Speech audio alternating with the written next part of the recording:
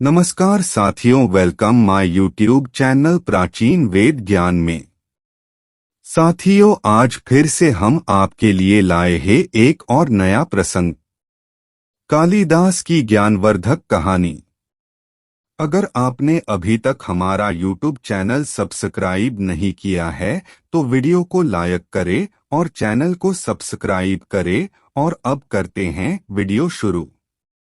ज्ञान के साथ घमंड नहीं होना चाहिए, वरना दूसरों के सामने लज्जित होना पड़ सकता है।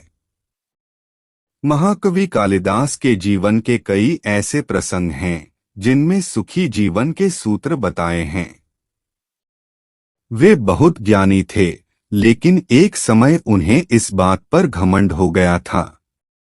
इसके बाद एक महिला ने उन्हें समझाया कि ज्ञान के साथ घमंड नहीं होना चाहिए। यहाँ जानिए पूरा प्रसंग। कालिदास ने एक महिला से पीने के लिए पानी मांगा और कहा कि मैं मेहमान हूँ। महिला ने कहा कि मेहमान तो दो ही हैं, एक धन और दूसरा यौवन।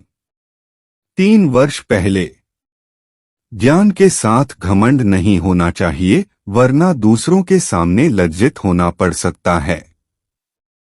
महाकवि कालिदास के जीवन के कई ऐसे प्रसंग हैं जिनमें सुखी जीवन के सूत्र बताए हैं।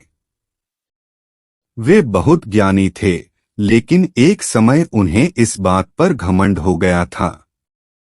इसके बाद एक महिला ने उन्हें समझाया कि ज्ञान के साथ घमंड नहीं होना चाहिए। यहाँ जानिए पूरा प्रसंग। प्रचलित प्रसंग के अनुसार एक दिन महाकवि कालिदास एक नगर से दूसरे नगर जा रहे थे। रास्ते में उन्हें प्यास लगी। वहीं उन्हें एक कुआं दिखाई दिया।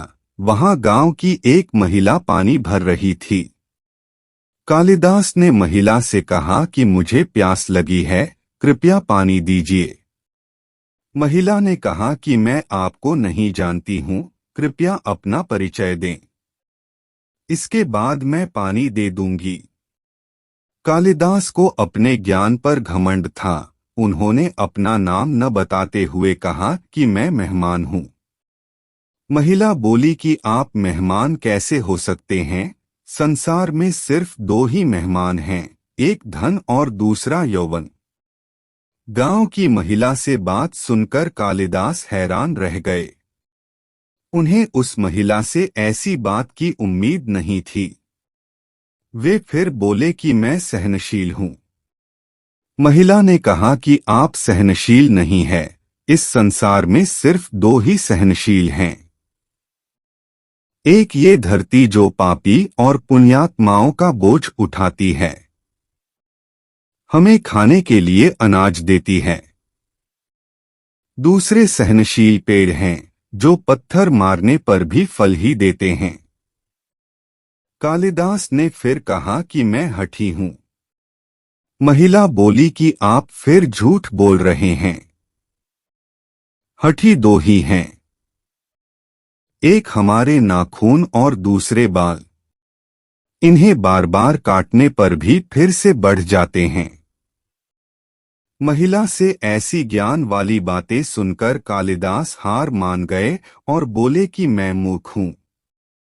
इस पर महिला ने कहा कि मूर्ख भी 2 ही हैं, एक राजा जो बिना योग्यता के भी सब पर राज करता है, दूसरे दरबारी जो राजा को खुश करने के लिए गलत बात पर भी झूठी प्रशंसा करते हैं।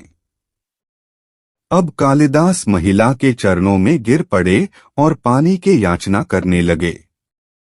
तभी महिला ने कहा, उठो वत्स। कालिदास ने ऊपर देखा तो वहां देवी सरस्वती खड़ी थीं। देवी ने कहा कि शिक्षा से ज्ञान मिलता है, न कि घमंड। तुझे अपने ज्ञान का घमंड हो गया था, इसीलिए तेरा घमंड तोड़ने के लिए मुझे ये सब करना पड़ा। कालिदास को अपनी गलती पर पछतावा होने लगा। उन्होंने देवी से क्षमा याचना की। देवी प्रसन्न होकर अंतर्ध्यान हो गईं। इसके बाद उन्होंने कभी भी घमंड नहीं किया।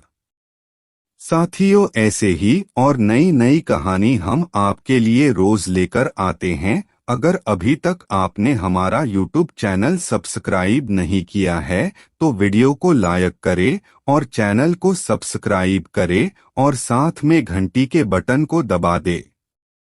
दोस्तों, मिलते हैं नए वीडियो नई कहानी में।